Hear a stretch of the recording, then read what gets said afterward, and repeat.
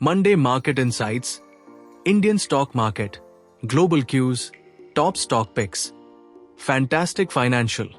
नमस्कार दोस्तों, मंडे आने वाला है और मार्केट के साथ नए अपॉर्चुनिटीज और चैलेंजेस भी लेके आ रहा है। निफ्टी प्रेशर में, सेंसेक्स नीचे, लेकिन स्मॉल कैप सुपर परफॉर्मेंस दिखाते ही। अब सवाल यह है, ये डाइवर्जेंस क्यों हो रहा है? ग्लोबल क्यूज का इंपैक्ट क्या होगा और आपको अब क्या करना चाहिए? मैं हूं आपका दोस्त फ्रॉम फैंटास्टिक फाइनेंशियल और इस वीडियो में हम करेंगे इंडियन मार्केट का detailed breakdown, global cues, domestic news, technical analysis और बेस्ट इन्वेस्टमेंट टिप्स। तो दोस्तों, रेडी रहिए प्रॉफिट्स की तैयारी के लिए। शुरू करते हैं। Section 1, Indian stock market update. आज सबसे पहले बात करते हैं इंडियन स्टॉक मार्केट के बारे में। निफ्टी 50 ने लास्ट सेशन में 0.18% का डिक्लाइन दिखाया, लेकिन स्मॉल कैप इंडेक्स 29% नीश क्लोज हुआ। सेंसेक्स में 197 पॉइंट्स का गिरावट देखने को मिली। स्मॉल कैप और मिड कैप स्टॉक्स ने ब्रॉडर मार्केट में आउट परफॉर्मेंस दिखाई है। क्यू एफआईआई सेलिंग प्रेशर के बावजूद डीआईएस डोमेस्टिक ग्रोथ स्टोरी में विश्वास दिखाते हुए बाइंग कर रहे हैं। बजट के बाद इंफ्रा और कंजम्पशन सेक्टर्स का सेंटिमेंट स्ट्रॉन्ग है। एंड अब क्या करें? फोकस स्मॉल कैप और मिड कैप स्टॉक्स पार करें, जो स्ट्रॉन्ग फंडामेंटल्स के साथ आउट परफॉर्म कर रहे हैं। निफ्टी और सेंसेक्स के लिए मंडे के फर्स्ट आवर की मूवमेंट क्रिटिकल होगी। एंड मेरा सजेशन, डाइवर्सिफाइड पोर्टफोलियो बनाएं और ओवर लेवरेजिंग से बचें, क्योंकि शॉर्ट टर्म वॉलेटिलिटी काफी हाई है। Section 3, domestic news. अब बात करते हैं डोमेस्टिक अपडेट्स की। RBI MPC updates. Repo rate changed. RBI ने रेपो रेट पर 25 बेसिस का कट किया, मेंटेन किया, लेकिन अपना स्टांस हॉकिश रखा। Inflation projections. आरबीआई ने FY 26 के लिए इन्फ्लेशन का टारगेट 4.3% से 4.7% पर सेट किया, जो डिमांड साइड कंट्रोल दिखता है। जीडीपी ग्रोथ फोरकास्ट 6.5% पर मेंटेन की गई है, जो ओवरऑल इकोनॉमिक रिकवरी का पॉजिटिव सिग्नल है। इसका असर बैंकिंग स्टॉक्स पर पॉजिटिव हो सकता है, लेकिन रेट सेंसिटिव सेक्टर्स जैसे ऑटो और रियल एस्टेट थोड़ा कॉशियस रहेंगे। GST collection update. जनवरी 2025 के जीएसटी कलेक्शंस ₹1.60 लाख करोड़ के ऊपर रहे, जो इकोनॉमिक एक्टिविटी और कंप्लायंस के स्ट्रॉन्ग इंडिकेटर्स हैं। इंफ्रा और केपेक्स स्पेंडिंग के इनिशिएटिव्स बजट के बाद डिमांड रिकवरी को और सपोर्ट कर रहे हैं। Auto sector update. Maruti Suzuki और टाटा मोटर्स ने जनवरी में रोबस्ट सेल्स दिखाई है, जो फेस्टिव सीजन के बाद भी स्ट्रॉन्ग डिमांड दिखता है। इलेक्ट्रिक व्हीकल ईवी अडॉप्शन तेजी से बढ़ रहा है, जो टाटा मोटर्स और MM के स्टॉक्स के लिए पॉजिटिव फैक्टर है। Budget impact. बजट के बाद इंफ्रा और केपेक्स लिंक सेक्टर्स में काफी ऑप्टिमिज्म है। इंफ्रा कंपनीज जैसे LT और अल्ट्राटेक सीमेंट में इन्वेस्टर कॉन्फिडेंस बना हुआ है। अब क्या करें? इंफ्रा स्टॉक्स ऐड करें। LT, अल्ट्राटेक सीमेंट जैसे स्टॉक्स में लॉन्ग टर्म ग्रोथ के लिए एक्सपोजर बढ़ाएं। Banking stocks focus. PSU banks जैसे SBI और बैंक ऑफ बड़ौदा में रीसेंट मोमेंटम का फायदा उठाएं। Auto stocks for EV growth. Tata Motors और MM को रडार पर रखें, स्पेशली EV फोकस्ड डेवलपमेंट्स के लिए। Avoid over leveraging. Short term volatility को ध्यान में रखते हुए स्टॉप लॉस इंप्लीमेंट करें और डिप्स पर हाई एंट्री करें। मेरा सजेशन, बजट के बाद का मोमेंटम इंफ्रा और ऑटो सेक्टर्स के लिए पॉजिटिव है। लॉन्ग टर्म इन्वेस्टर्स के लिए ये एक अपॉर्चुनिटी हो सकती है अपने पोर्टफोलियो को स्ट्रॉन्ग करने की। मेरा suggestion, Nifty short term pressure दिख रहा है, लेकिन डिप्स पर टॉप क्वालिटी स्टॉक्स अक्यूमुलेट करें। डिफेंसिव सेक्टर्स जैसे FMCG और AT अभी बेटर ऑप्शंस हैं। बैंक निफ्टी PSU बैंक्स में डिप बाइंग करें, लेकिन इंट्राडे के लिए टाइट स्टॉप लॉस जरूर रखें। Small cap index. Fundamentally strong और हाई वॉल्यूम स्टॉक्स पर हाई एंट्री करें, क्योंकि वॉलेटिलिटी अभी हाई है। ट्रेडर्स स्ट्रिक्ट स्टॉप लॉस के साथ रेजिस्टेंस लेवल्स का रिस्पेक्ट करें। ब्रेकआउट के कंफर्मेशन के बिना फ्रेश बाइंग अवॉइड करें। Section 2, global cues impact. अब चलिए बात करते हैं ग्लोबल मार्केट्स की। यूएस मार्केट्स, डो जोन्स और नस्दाक ने रिकवरी दिखाई थी, लेकिन यूथ फेड के हॉकिश स्टांस की वजह से मिक्स्ड सेंटिमेंट है। डॉट एंड क्रूड ऑयल $75 पर स्टेबलाइज हो रही है, जो इन्फ्लेशन के लिए थोड़ा रिलीफ ला रहा है। Dot and Asian markets, Monday के एशियन मार्केट्स का ओपनिंग सेंटिमेंट मिक्स्ड हो सकता है। क्यों? ग्लोबल रिसेशन फियर्स कम ह्यू है, लेकिन हायर इंटरेस्ट रेट्स का इंपैक्ट अभी भी है। अब क्या करें?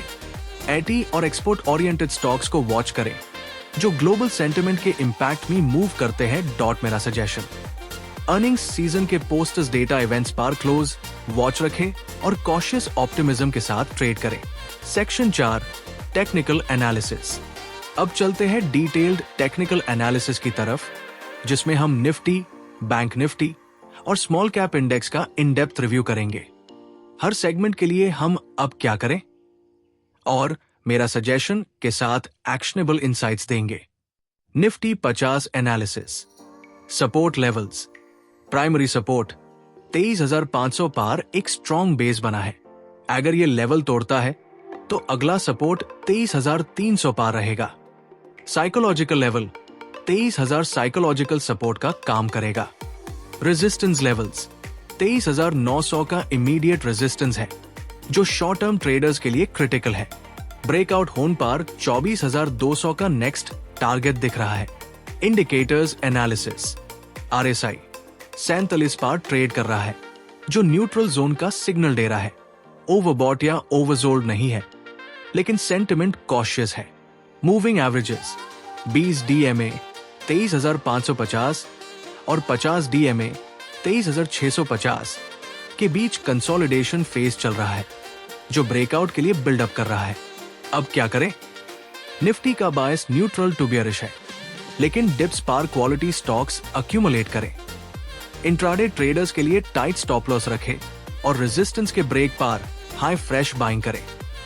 शॉर्ट टर्मी डिफेंसिव सेक्टर्स जैसे एफएमसीजी और एटी में पोजीशन लेना सेफ स्ट्रैटेजी होगी। Bank Nifty analysis. Support levels. Primary support 49,500 पार है। अगर ये लेवल ब्रेक होता है तो अगला सपोर्ट 49,100 पार दिख रहा है। लोअर सपोर्ट 48,500 है, जो पैनिक सेलिंग को एब्जॉर्ब कर सकता है। Resistance levels. इमीडिएट रेजिस्टेंस 50,800 है और ब्रेकआउट होने पर ये 51,500 तक जा सकता है। Indicators analysis. Volume profile. PSU banks जैसे एसबीआई और पीएनबी में हायर वॉल्यूम बाइंग दिख रही है, जो स्ट्रॉन्ग अक्यूमुलेशन सिग्नल करता है। Bollinger bands. Bank Nifty upper band के पास है, जो प्रॉफिट बुकिंग का इंडिकेशन दे रहा है। अब क्या करें? पीएसयू बैंक्स जैसे एसबीआई और कैनरा बैंक में डिप्स पर एंट्री देख सकते हैं। प्राइवेट बैंक्स जैसे एचडीएफसी बैंक और कोटक महिंद्रा बैंक के लिए मीडियम टर्म में बुलिश आउटलुक रखें। इंट्राडे के लिए रेजिस्टेंस लेवल्स पर प्रॉफिट बुकिंग जरूर करें। Small cap index analysis. Support levels 9,800 पार एक स्ट्रॉन्ग बेस है, जो स्मॉल कैप्स के आउट परफॉर्मेंस को सस्टेन कर रहा है। अगला सपोर्ट 9,600 पार है, अगर कोई शार्प करेक्शन आता है तो। Resistance levels. इमीडिएट रेजिस्टेंस 10,100 पार है, लेकिन ब्रेकआउट होने पर 10,300 तक जा सकता है। Sectoral moves. Small cap infra और फार्मा स्टॉक्स आउट परफॉर्म कर रहे हैं। ब्रेकआउट स्टॉक्स पर वॉल्यूम के साथ नजर रखें। एटी और ईवी रिलेटेड स्मॉल कैप्स में कंसिस्टेंट इंटरेस्ट दिख रहा है। अब क्या करें? फंडामेंटली स्ट्रॉन्ग स्मॉल कैप्स जैसे टाटा एलेक्सी और आईआरसीटीसी पर फोकस करें। वॉलेटिलिटी हाई होती है तो स्ट्रिक्ट स्टॉप लॉस फॉलो करें। शॉर्ट टर्म के लिए प्रॉफिट बुकिंग का प्लान रेडी रखें। मेरा suggestion, Nifty short term pressure दिख रहा है, लेकिन डिप्स पर टॉप क्वालिटी स्टॉक्स अक्यूमुलेट करें। डिफेंसिव सेक्टर्स जैसे एफएमसीजी और एटी अभी बेटर ऑप्शंस हैं। बैंक निफ्टी पीएसयू बैंक्स में डिप बाइंग करें, लेकिन इंट्राडे के लिए टाइट स्टॉप लॉस जरूर रखें। Small cap index. Fundamentally strong और हाई वॉल्यूम स्टॉक्स पर हाई एंट्री करें, क्योंकि वॉलेटिलिटी अभी हाई है। ट्रेडर्स स्ट्रिक्ट स्टॉप लॉस के साथ रेजिस्टेंस लेवल्स का रिस्पेक्ट करें। ब्रेकआउट के कंफर्मेशन के बिना फ्रेश बाइंग अवॉइड करें। Section 5, quarterly result update. मेरा सजेशन, लॉन्ग टर्म के लिए परफेक्ट स्टॉक है। अगर 1650 रुपए के आसपास माइल तो जरूर ऐड करें। Tata motor electric vehicles EV segment ने 60% YoY का जबरदस्त ग्रोथ दिखाया है। मेरा सजेशन 680 रुपए के नीचे बाय करने का सोचे और ईवी ग्रोथ स्टोरी का फायदा उठाएं। रिलायंस इंडस्ट्रीज नेट प्रॉफिट 17,050 रुपए करोड़ कंसिस्टेंट परफॉर्मेंस दिखाया है कि ग्रोथ ड्राइवर रिटेल और जियो सेगमेंट अच्छे चल रहे हैं, लेकिन रीफाइनिंग मार्जिन्स थोड़े वीक है। मेरा सजेशन लॉन्ग टर्म के लिए ये एक मस्ट हैव स्टॉक है। 21,200 रुपए के आसपास एंट्री करने का प्लान बनाएं। Adani enterprises quarter highlights infrastructure और ग्रीन एनर्जी प्रोजेक्ट्स इसका की ग्रोथ ड्राइवर है। रिस्क फैक्टर हाई डेट एक बड़ा कंसर्न है, तो कॉशियसली इन्वेस्ट करें। मेरा suggestion high risk high reward stock है। सिर्फ अपने रिस्क एपेटाइट के हिसाब से हाई पैसा लगाएं। अब क्या करें? लॉन्ग टर्म इन्वेस्टर्स के लिए HDFC बैंक और रिलायंस जैसे प्रूवन परफॉर्मेंस पर ध्यान दें। ट्रेडर्स के लिए टाटा मोटर्स और Adani enterprises short term volatility के लिए एक ऑप्शंस है। टिप सिर्फ फंडामेंटली स्ट्रॉन्ग स्टॉक्स को चूज करें और स्पेक्युलेटिव मूव्स अवॉइड करें। डिस्क्लेमर फॉर द वीडियो, ये वीडियो सिर्फ एजुकेशनल और इंफॉर्मेशनल पर्पस के लिए बनाया गया है। इसमें दिए गए एनालिसिस और इन्वेस्टमेंट टिप्स सिर्फ आपके नॉलेज बढ़ाने के लिए है। ये किसी भी तरीके से फाइनेंशियल एडवाइस नहीं है। आप अपने फाइनेंशियल एडवाइजर से कंसल्ट करके किसी भी स्टॉक या इन्वेस्टमेंट डिसीजन लें। स्टॉक मार्केट में ट्रेडिंग और इन्वेस्टिंग हाई रिस्क के साथ आता है, तो अपने रिस्क टॉलरेंस और फाइनेंशियल गोल्स को समझना जरूरी है। फैंटास्टिक फाइनेंशियल किसी भी प्रॉफिट या लॉस के लिए जिम्मेदार नहीं है जो आप इस इंफॉर्मेशन के बेसिस पार करते हैं। Always trade and invest responsibly.